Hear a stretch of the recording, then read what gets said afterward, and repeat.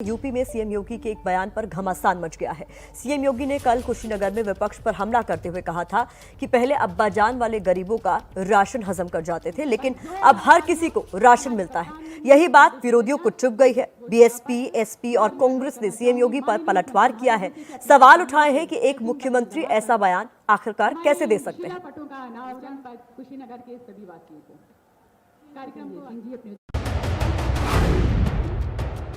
रविवार को योगी आदित्यनाथ यूपी के कुशीनगर में थे। चुनाव से पहले कई परियोजनाओं का शिलान्यास और उद्घाटन किया गया।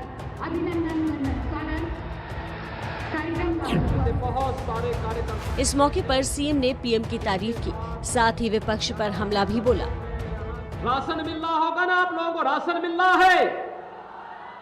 है राशन। क्या ये राशन 2017 के पहले भी मिलता था? क्योंकि तब तो अब्बा जान कहने वाले राशन हजम कर जाते थे।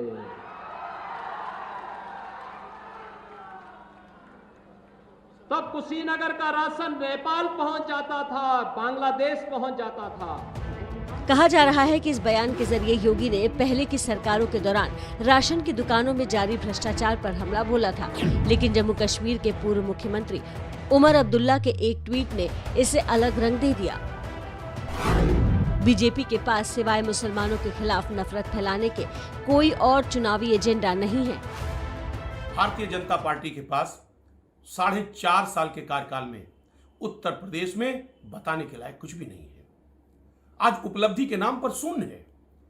इसलिए जनता का ध्यान मुद्दे से भटकाने के लिए आए दिन नए नए सिगोफों को जन्म देती रहती है, धार्मिक उन्माद पैदा करने की कोशिश करती रहती है। आगे अब्बा जान, मैं तो पूछ रहा हूँ, आप जान साहब, आप कौन से जान हो? मैं तो आपसे पूछता हूँ, आप जान साहब, योगी साहब, आपकी सरकार में लाशें तैर रही थी, उसका जवाब उत्तर प्रदेश के हर व्यक्ति को चाहिए। सीएम ने न सिर्फ कुशीनगर के मंच से अब्बा जान वाला बयान दिया, बल्कि मुख्य विपक्षी पार्टी समाजवादी पार्टी का बिना नाम लिए चुनावी एजेंडा भी सेट किया। क्या राम भक्तों पर गोली चलाने वाले राम मंदिर बनाते? क्या गोली चलाने वाले और दंगा कराने वाले कश्मीर से धारा 370 को हटाते? तालिबान का समर्थन करने वाले क्या 3 तलाक को रोकते? याद रखना, बिच्छू कहीं होगा तो डसेगा ही। योगी के बयान पर विपक्ष ने कड़ी प्रतिक्रिया दी है। जैसे जैसे चुनाव नजदीक आएंगे, जुबानी जंग तेज हो सकती है। तो सीएम योगी आदित्यनाथ के इसी बयान पर अब विपक्ष बीजेपी को घेर रहा है। कांग्रेस और समाजवादी पार्टी ने योगी के इस बयान को ओछी राजनीति बताया। बकवास है, ऐसी घटिया बात योगी जी ही कर सकते हैं।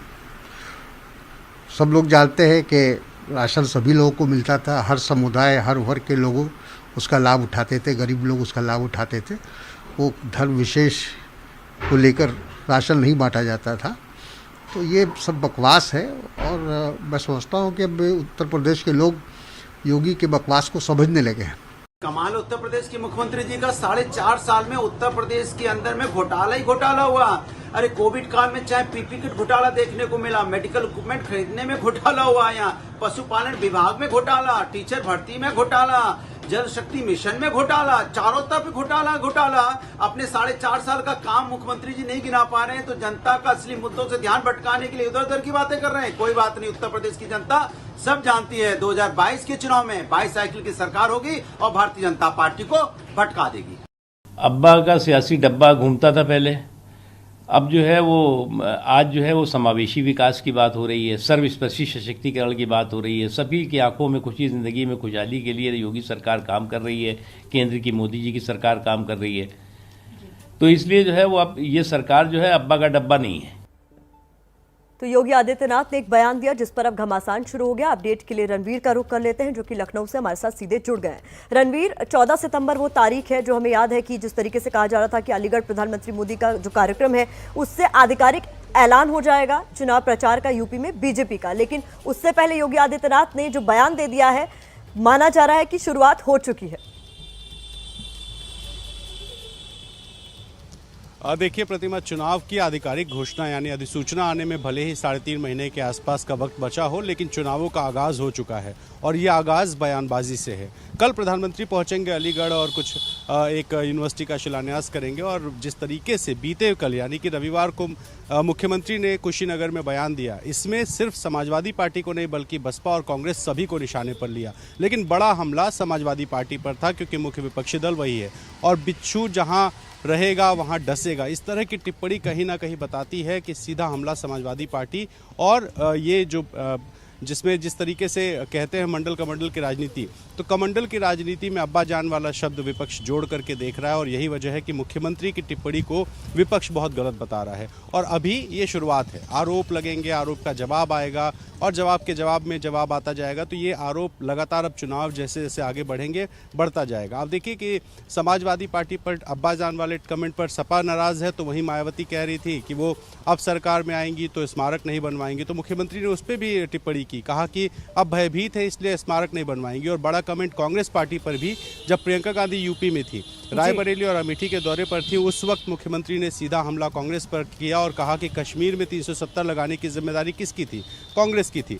ऐसे में 3 मुख्य विपक्षी दल यानी जो 3 बड़े दल हैं, उन तीनों दलों पर मुख्यमंत्री का सीधा हमला और यहां से एक तरह से शुरुआत जिस तरीके से चुनाव में बयानों की होती है उसकी हो चुकी है और कल प्रधानमंत्री जब आएंगे तो देखना होगा कि राजनीति किस करवट बैठती है। बिल्कुल रणवीर, बहुत शुक्रिया इस अपडेट के लिए। तो रणवीर बता रहे थे कि समाजवादी पार्टी, बीएसपी और कांग्रेस ने रिएक्शन दिया है, लेकिन इस बीच जब तक हम अपडेट ले रहे थे आरजेडी ने भी इस पर रिएक्ट किया है। योगी आदित्यनाथ ने जो भी बयान दिया था उस पर मनोज झा ने क्या कुछ कहा है, बात की हमारे सहयोगी अंकित गुप्ता ने।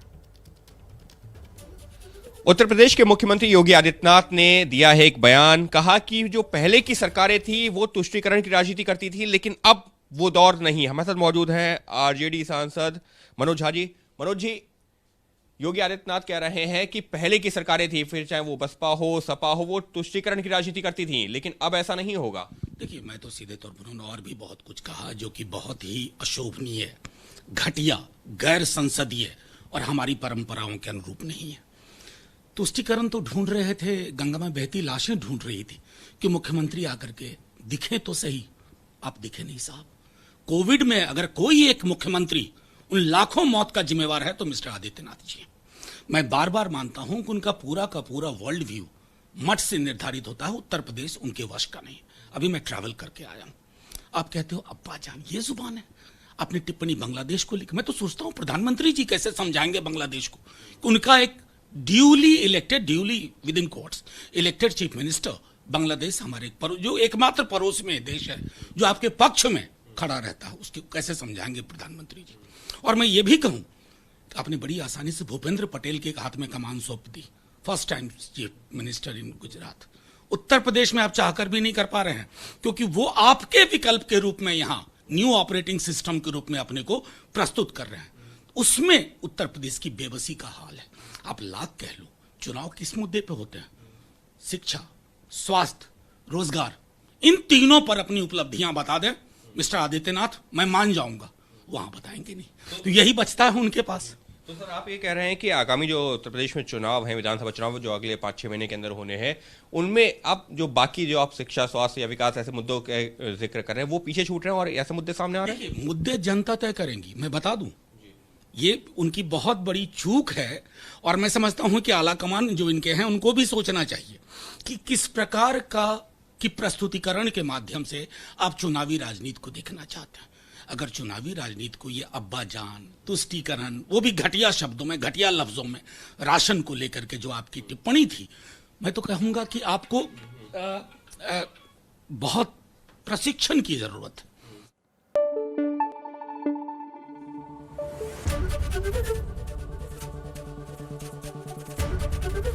एबीपी न्यूज आपको रखे आगे।